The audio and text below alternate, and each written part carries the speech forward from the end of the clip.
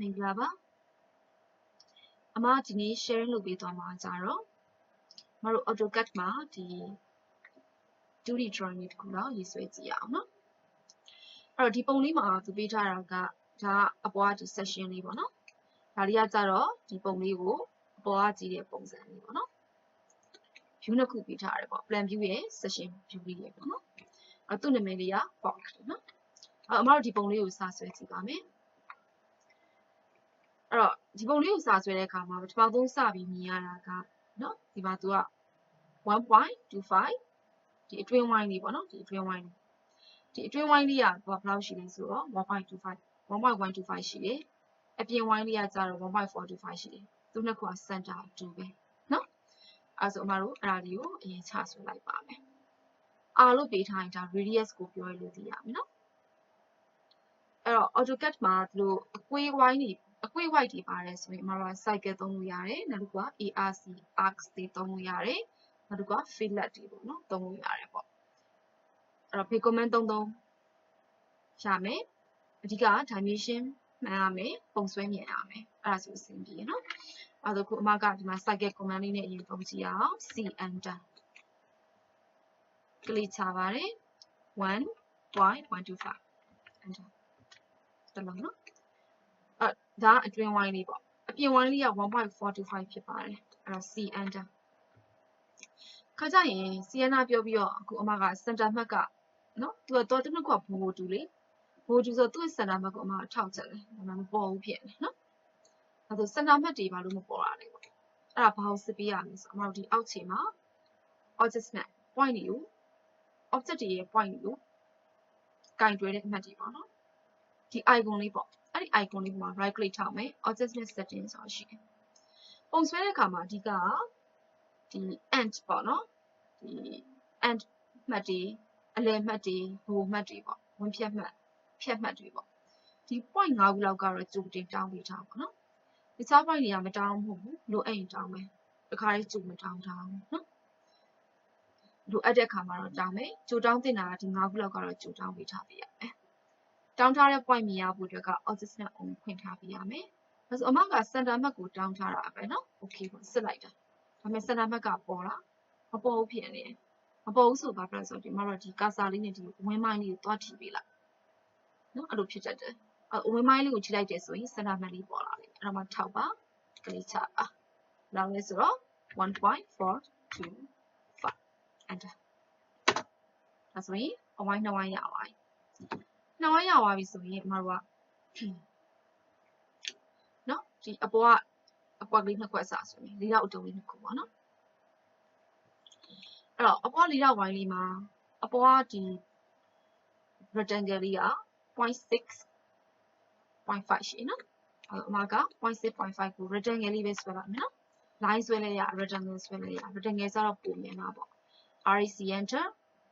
command တွေသုံးတဲ့အခါမှာဘာပြီးလို့ဘာနှိပ်ရမယ်မေ့နေရဆိုရင် command bar လေးကိုဖတ်နော်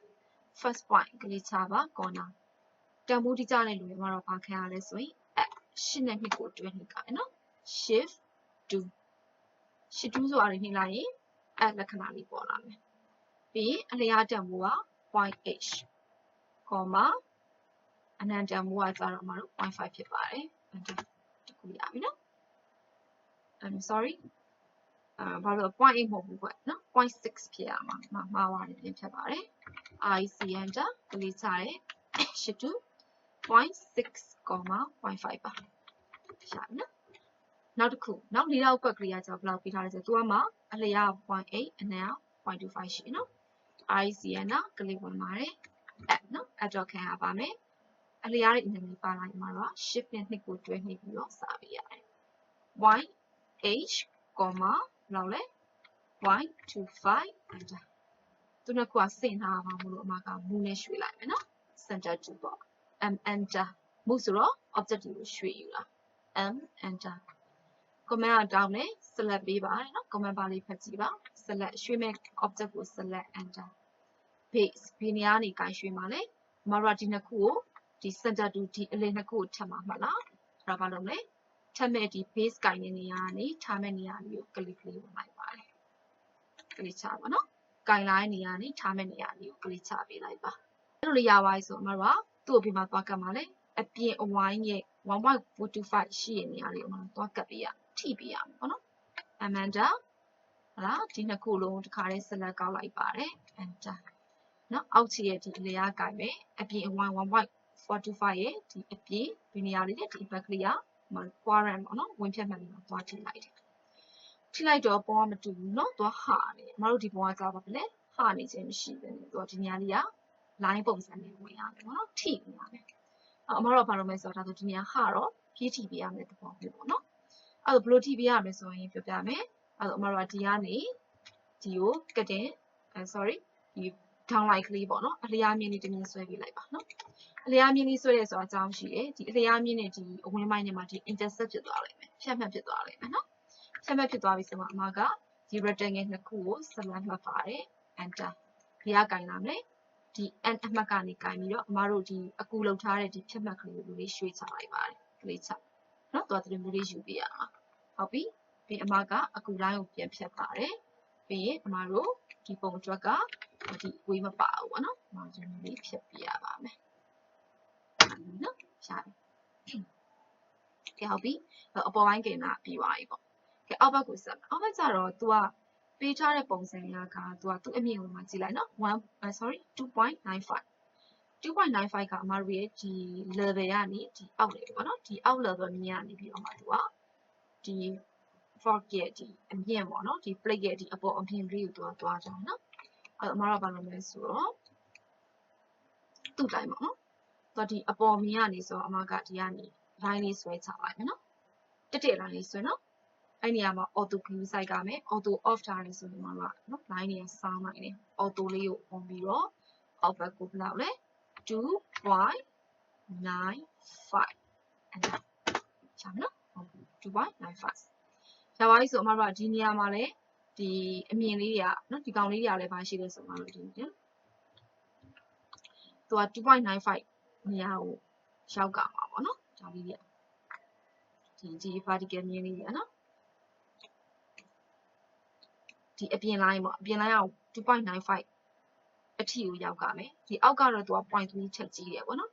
အမဒီမှာ dimension တာအပေါ်တက်သွားတယ်နော်ဒါ 0.3 ဖြစ်ရမယ်ဒီ2က 0.3 ဖြစ်ရမယ်နော်ဟုတ်ပြီဒါလေးကိုဖြည့်ကြည့်ပေးပါဒီကနေဒီကို 0.3 ပေါ့နော်ရွှေ့ဖို့မေ့သွားလို့ကဲဆိုဘာဖြစ်သွားလဲဆိုတော့အမတို့အဲ့ဒါသူကဒီအပေါ်ကနေ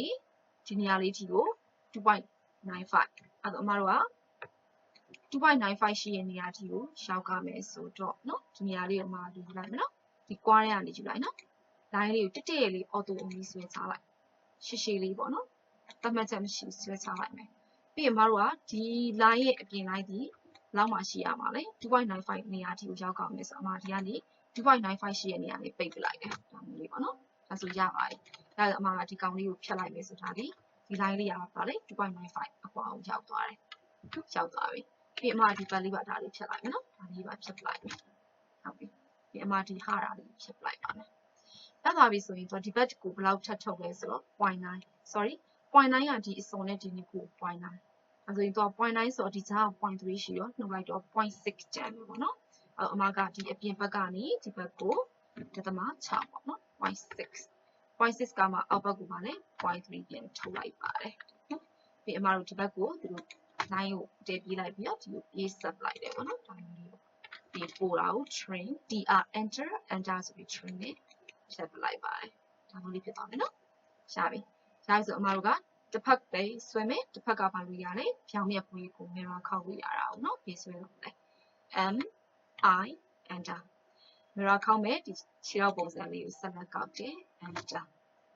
အမတို့သူ့ရဲ့ mirror ပုံရိပ်ကဘေးဝင်ရွက်တစ်ဖက်မှာပေါ်ရလဲ y axis ရဲ့တစ်ဖက်မှာပေါ်တာအဲဒါ y axis တိုင်း mirror line ဆွဲပြရမယ်နော်အဲဆိုရင် तू ကသူ့ရဲ့ဒီအလဲပေါ့နော်သူ့ရဲ့ဒီအလဲမှာ mirror line ဆွဲတော့မှသူနဲ့ဘတ်တူပေါ့နော်ဒီကနေဒီကိုအကွာဝေးတူဒီဘက်မှာ mirror ဖြားမြက်ပွင့်ကရမှာအောင်နော်အမတို့ကြိုက်တဲ့နေရာမှာဆွဲလို့မရအောင်အလဲကနေ click ချထောက်ပြီးတော့ auto လေးတော့ on ထားနော်အဲ့ဒီထားမှာ auto on ဝိုင်းဒီလိုစောင်းရွက်တက်တယ်ပေါ့နော်တက်တက်လေးသွားမယ်အမတို့တက်တက်လေးဆွဲချလိုက်ပါဒါမျိုးပေါ့နော်ဒီအမကဒါမျိုးကိုဖြတ်လိုက်ပါတယ်နော်မလိုအပ်တဲ့အကူလေးဒီတိုင်းဖြတ်မယ် delete ပြီး dr enter နဲ့ဒါမျိုးဖြတ်တယ် လေးကိုဖြတ်ပါတယ်နော်အမတို့ဒီ session ပုံစံမျိုးရှာတယ်နော်ဟုတ်ပြီကဲအဲ့လိုလေးရပြီဆိုရင်သူကဒီပုံလေးကိုမှသူက plan view တစ်ခါထပ်ဆွဲထားတယ်နော်အဲ့ဆိုအမကဒီပုံလေးမှာနော်ဒီ plan ကိုမြင်ညမ်းပြီးတော့ဘာလုပ်မလဲဆိုတော့ဒီ session ကိုမြင်ညမ်းပြီးတော့ပေါ့နော်နောက်ဒီအောက်က plan လေးတစ်ခုထပ်ဆွဲကြည့်နော်အဲ့တော့ဆွဲမယ်ဆိုအမဒီနေရာမှာဘာ command လေးထည့်သုံးပြအောင်လဲဆိုတော့ဒီ construction line တွေကြီးဆိုတဲ့ h line ဆိုတဲ့ command လေးနဲ့အမအကူလေးကိုဆွဲကြည့်မယ် h line နော်အဲ့လိုကြည့်ကြည့်အောင် h l enter horizontal ပြင် h line မှာအဓိကနှစ်ခုပဲသုံးမယ် horizontal နဲ့ vertical vertical ကမတို့ထောင်လိုက်မြင်ပါနော် horizontal က h ပေါ့အဲ့တော့အမကဒီအောက်က line အတွက်ကို h enter လို့ပြောလိုက်မယ် h enter အောက်ခြေတနေရာမှာကလေးချလိုက်ပါတယ်နော်သူကအစိုးစမရှိရဲ့မြင်းရှည်ကြီးပေါ့နော်အဲ့တော့မြင်းရှည်ကိုမတို့ပြီးတော့မှ step နဲ့ add ကိုပြန်ပြီးဖြတ်ချလိုက်မယ်နော်ကိုလိုချင်တဲ့အပိုင်းလေးကိုယူချလိုက်မယ်ပြီးရင်သူ့ရဲ့ do ကနော်ဒီပေါ့ plan ကြည့်တဲ့အခါမှာသူ့ရဲ့ default ရဲ့ do ကဘယ်လောက်ရှိလဲ 0.7 ရှိတယ်နော်အဲ့တော့ 0.7 ရှိတော့အမတို့ကဘာလုပ်မလဲသူပေးထားတဲ့ term က offset လေးရိုက်ပြလိုက်မယ် offset ကဘာလို့တာ object ကိုဝါတာပဲနော်ဝါယူတာ o enter ပြီးရင်ဘာလို့ရမယ်မသိရင် distance command bar ကိုဖတ် distance ဆို distance တမို့ထည့်မယ်ဒသမခွန် enter ပြီး command ကိုဆက်ဖတ်ပါ select object to offset ဝါမဲ့ object ကို select ပေးပါနော် select ပေးလိုက်တယ်ပြီး command ကိုဆက်ဖတ်ပါသူကပါလဲ on size to object ဝါမဲ့ဘက်ကိုကလေးချပါမတော့အပေါ်ထူလားအောက်ထူလားပေါ့နော်ကိုကြိုက်တဲ့တူတစ်ခုကိုကလေးချလိုက်မယ်အမတို့က 0.7 တူရအောင်မယ်ပေါ့ကဲရောက်ပါပြီဆိုရင်အပေါ်ကသူက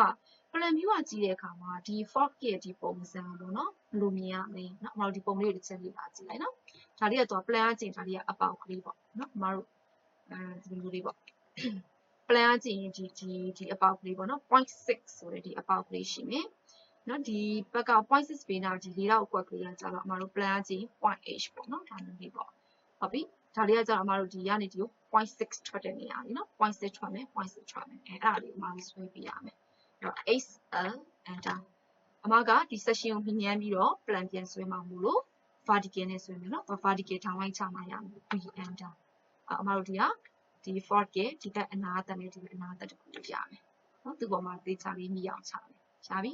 အဲ့တော့အပေါ်ကြည့်တဲ့အခါမှာအပေါ်ဘက်ရဲ့အောက်တာမျက်နှာပြင်ကိုမြင်ရမယ်နော်အဲ့တော့အမတို့ဒီအပေါ်ဘက်ပေါ့နော်ဒီအောက်ကိုမရှိတော့ဘူးနော်အဲ့ဆိုဒီနေရာလေးကိုကလေးချရတဲ့ဒီနေရာလေးကဘာပြောရလဲအမတို့ဒီ 0.6 ပေါ့နော်အမခုနကဒီ 0.9 နဲ့ 0.3 လို့ 0.6 ရဲ့ဒီအကွက်ကလေးကိုမြင်ရတဲ့ပုံစံလေးပေါ့ဒီနေရာမှာလည်း 0.6 ဖြစ်ပါတယ်နော်ပြီးအမတို့ဆက်သွားပါတယ်ဆက်သွားတော့အမတို့ကဒါကပါလေအပေါက်ကလေးနော်ဒါအပေါက်ရှိမယ့်နေရာလေးသူ့အပေါက်ရဲ့ radius ကဘယ်လောက်လဲဟိုက 0.6 ရှိတယ် 0.6 ပေးတာမှာဘာရှိလဲ 0.8 ရှိလားဒါ point ကဒီ dot လေးပေါ့ဒီနေရာဒီကဒါ 0.8 ကျတဲ့နေရာလေးနော်အဲ့ဒါ 0.8 dot လေးဒါလေးကကြတော့အမတို့ B ကိုထွက်တဲ့ခြေထောက်ကားလေးရဲ့ဟာလေးလေ 0.6 လေးဒါလေးကကြတော့အမတို့ကဒါဟိုလေးပေါ့နော်ဟိုပေါက်လေးအမတို့အရာလေးယူပြလိုက်ရနော်ပြီးအမကဒါလေးကိုဖြတ်လိုက်ပါမယ်ဒီက enter နဲ့ဖြတ်လဲရတယ်ဒီက enter ဆိုကြာလို့เนาะမတော် tr enter cutting ကို select ကောက်မယ် cutting အနှစ်ခုကောက် enter ဖြတ်မဲ့ဒီနှစ်ခုကိုကလေးချလိုက်မယ်ဒါလို့ပုံမြန်เนาะဒီလိုလေးပေါ့เนาะဒီလိုနေထားမှာခွာထားပါတော့ tr enter ဖြတ်လို့ရပါတယ် tr enter เนาะဒီလိုလေးဖြတ်မယ်ဒီလေးဖြတ်အဲ့လိုကြတော့ဒီနေရာဖြတ်လိုက်ရင်ဒီနာအစအကျန်လေးလို့เนาะဒါကြီးဖြတ်ကြတဲ့အလုပ်တွေကထပ်ပို့တယ်လေမတော် cutting ရဲ့ဂျားကိုပဲ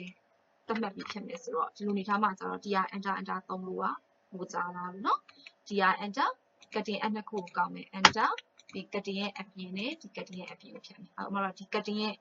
ထောက်လျှောက်ပေါ့ဒီလိုဖြတ်သွားမယ်เนาะ enter ဒါမျိုးကျတော့ tr enter ကိုဖြတ်လဲရနော်ဘာဖြစ်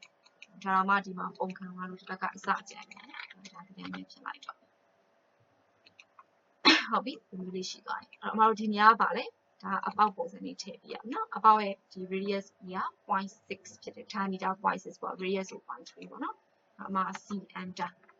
အမတို့ဒီနှစ်ခုရဲ့အလယ်ကိုလိုချင်တယ်နော်အလယ်မှတ်လည်းမဆွဲချင်ဘူးအလွယ်ဘူးသုံးလဲပေါ့ shift ကိုနှိပ် right click မှာ mid between 2 points တော့ point တစ်ခုရဲ့အလယ်ခြားကိုဖမ်းတာထောက်လိုက်ပါမယ်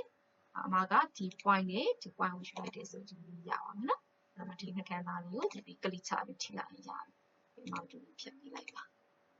နော်အော်ဒါလေးကနော်ဒီဆွဲတဲ့ဒီဟာလေးကဘာကိုပြောလဲဒီ session မှာဒီဟာလေးကိုပြောချင်ဖြစ်တယ်ဒီ tone လေးကဘာကိုပြောလဲမတို့ဒီကောင်းလေးကိုပြောချင်ဖြစ်တယ်နော်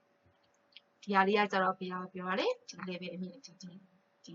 အောက်တာဒီဟာလေးပြောချင်တယ်နော်ဒါလေးကတော့ရှင်းနေဒီဘက်ကနော်သူရဲ့ thickness ကတော့ 0.7 ဖြစ်ပါတယ်နော်ဟုတ်ပြီအဲဆိုရင်ဒီပုံလေးကိုသုံးခြင်းအဖြစ် comment နေရာဘာတွေသုံးပါလဲဆိုရင်အမတို့ cycle line ပေါ့နော် fillet fillet မသုံးပါဘူးနော်ဟိုကသုံးပါတယ် rectangle offset frame ပေါ့နော်ဒီ comment တွေကလည်းပဲပြီးသုံးသွားတာနော်ဒီပုံလေးကိုပြန်ပြီးတော့ practice လုပ်ကြည့်ပေးနိုင်ပါတယ်ကျေးဇူးပါ